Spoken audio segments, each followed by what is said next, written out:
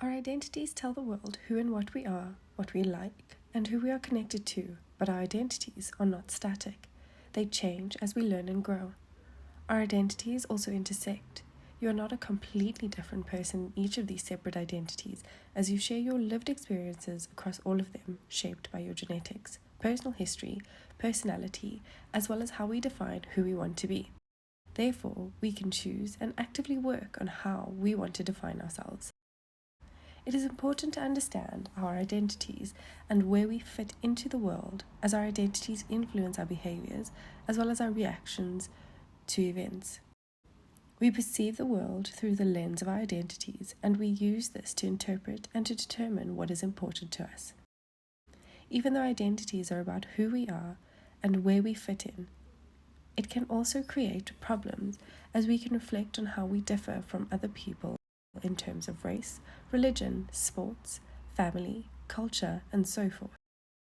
And we shouldn't use our identities to exclude, but rather to identify our own strengths and weaknesses, and to see how you can build relationships with people that might have different identities, as there is richness in diversity. As you might be aware, university is a very different environment from high school, and coming to university means that you need to embrace and develop a new identity as a student.